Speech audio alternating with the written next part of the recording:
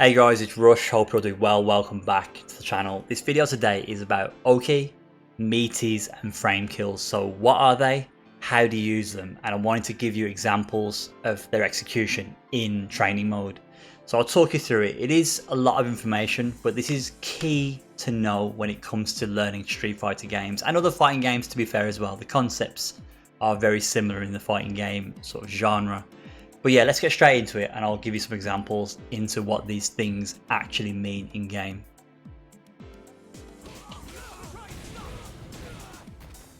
Okay, so what is Oki? So Oki is a shortened down name for Okizeme. It is a Japanese word, and what it means is, it means the pressure that you apply to an opponent in a fighting game on wake up.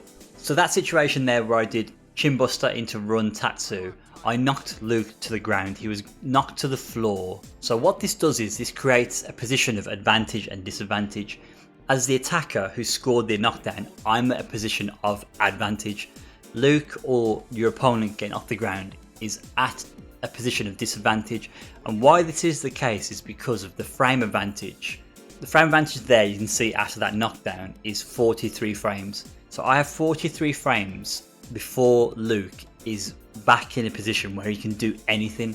And this is key because I can set up an attack to land against the Luke as they're getting off the ground. This is the key concept with Oki and Meaties.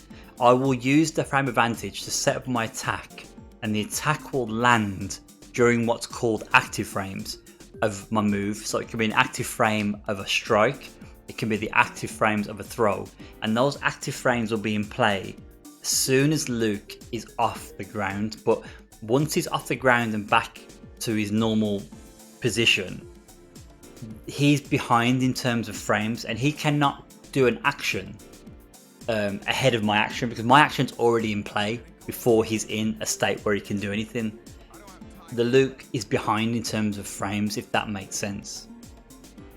So with that information, what we're trying to do is, after each knockdown, we want to pressure the opponent with active frames of some form of move.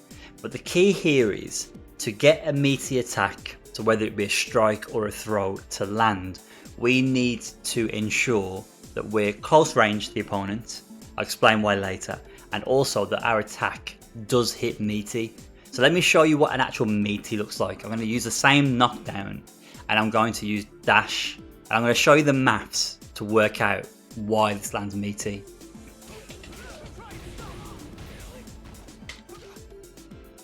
Okay, so you can see there, after I did chin buster run tatsu, I did a forward dash, then another forward dash, then a jab. So if you remember at the beginning of the video, after chin buster run into tatsu, I have 43 frames of advantage. I'm 43 frames ahead in terms of my next action compared to the Luke, who has to get off the ground. Luke has to get off the ground first before they can actually input a move, and it takes 43 frames behind myself for them to be able to do anything at all. So the key here is the maths. So 43 frames. Now I did forward dash into Ken's 4 frame button. Ken's dash is 19 frames, so that's 19 frames, one dash, 19 frames second dash, that's 38 frames total, then a jab. So my jab is then active by the 42nd frame. Does that make sense if you do the maths? So my jab is actually active and it's doing something on the 42nd frame of that sequence, but I had 43 frames of advantage, if you remember. So what this means is, it means as Luke came out of recovery after those 43 frames, as Luke was standing, my jab was already in play, it was already active, and it was out there, and the jab just connects. Like there's no startup, the startup's already happened when Luke was getting off the ground. It's now active, so Luke is forced to block that jab, that active jab. This is what Oki's about. It's about setting up options that the opponent has to hold on wake up. So you can use jab, you can do the same sequence with throw, and that throw will be active. It will actually grab them as they get off the ground.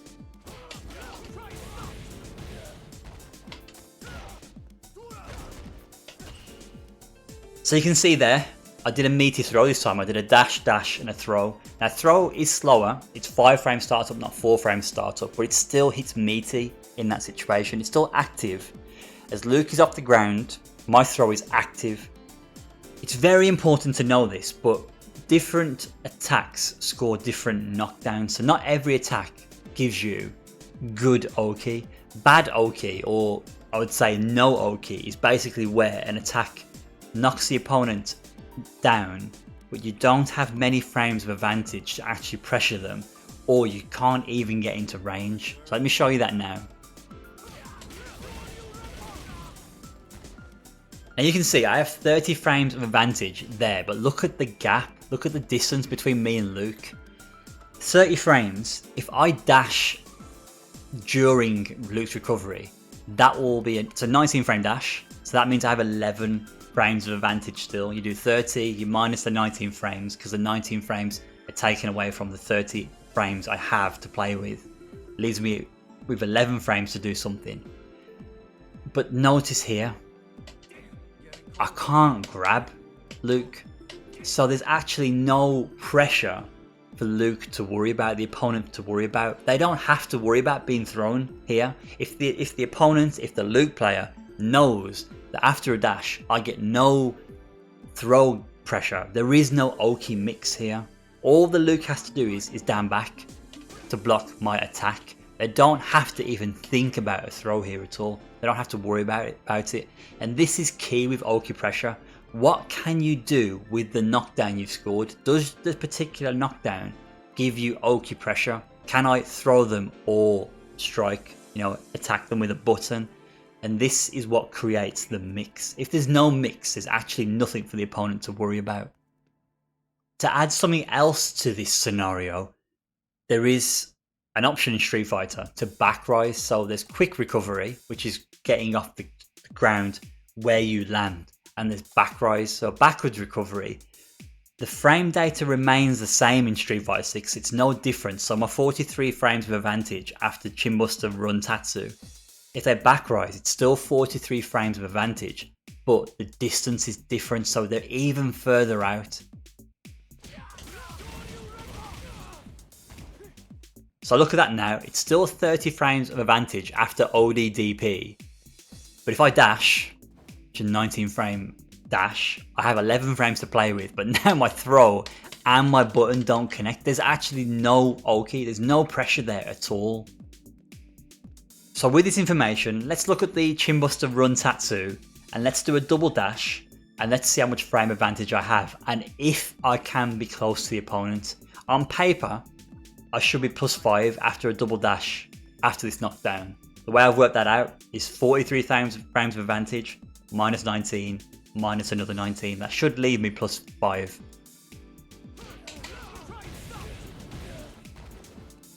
Perfect. So I am +5. But the key thing is here, look how close I am. I have Oki, I can strike, I can throw. This is important. This is a good knockdown situation. Whether they're quick rise or back rise, I can chase them down and pressure them. It's really powerful to have these types of options. But there is something you can consider for those knockdowns where you don't feel like you can get in on the opponent.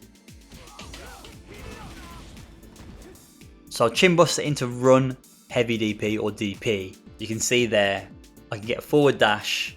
If they back rise, I'm +3. Whether they're quick rise, back rise, I'm +3. But particularly if they're back rise, I can't get any throw pressure. Again, there's no Oki mix here.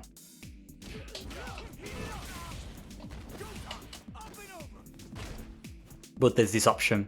So you can use drive rush to get in on the opponent, particularly where knockdowns don't seem that good.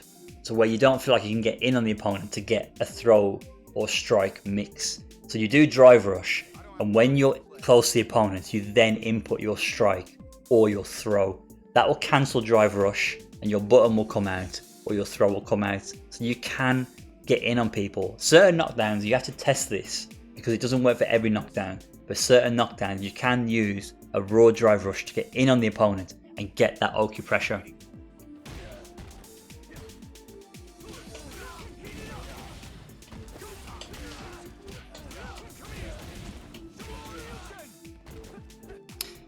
So there you can see Luke is doing a wake up button, a 4-frame button, straight away after knockdown. And what I did there was after I did Chinbuster run DP, I did a drive rush and I did a strike that hit Meaty, and Luke again couldn't do anything. He had to, in that situation, he would have had to block, but obviously there's a mix there. He's got to either block or tech the throw. Because he committed to a button, the crouch heavy punch connected and hit. So the strike works, the throw works after Chinbuster run heavy DP. So you need to explore your character. You need to look at the Okis and the knockdowns, the spacing, and you need to judge, can I dash at the opponent and get Oki? If I can't, can I use drive rush? And do these options cover them quick rising and back rising, because that's key. If the opponent can escape with a back rising, it's not really the best Oki because you can't chase them down and get a throw strike mix. So frame kills, I've already covered this actually. The Chinbuster run Tatsu was a frame kill. So if I do this again, that is a frame kill. Frame kill basically means where you do a sequence of events during a knockdown. Generally we talk about knockdowns, which sets up your meaty instantly. You don't have to manually time your meaty button, you don't have to manually time your meaty action. You do a sequence to set up the timing. So there, my sequence is, after Chinbuster run Tatsu, I do double dash and then my 4-frame button on my throw. The double dashes, you don't do them, I suppose mid-screen you do them to chase down the back rise. That's why you do it mid-screen. But in the corner, there's no reason to do 2 dashes there. I'm right next to the opponent. But rather than just eyeballing it and waiting and then timing the meaty, manually timing, my dash, jab done with the correct timing instantly sets up the meaty jab. So it helps with setting up your timing. And you will see frame kills more in the corner. Corner is where frame kills are good because they're in the corner, you have them in the corner. So a nice sequence to frame kill into button is perfect. It sets up your buttons, your mix up perfectly. You don't have to manually time anything, you don't have to eyeball anything. You just do your sequence to land your meaty attack. It's preferred in this game, especially because there's no mix on quick rise, back rise. Street Fighter 5 quick rise had different timing to back rise. You had to eyeball the wake up type to then decide when to land your meaty. It's not the case in Street Fighter 6. Quick rise and back rise have the same frames in terms of animation. So frame kills in the corner are really powerful. So that's the video, guys. I've tried to make it as detailed as possible, but also as short as possible. So if unsure about Oki, Meaties and frame kills, just give me a shout. Any questions, any queries, always let me know. I'll try to answer them in the comment section. But yeah, thanks for watching, guys, and I'll catch you in the next one. Take care.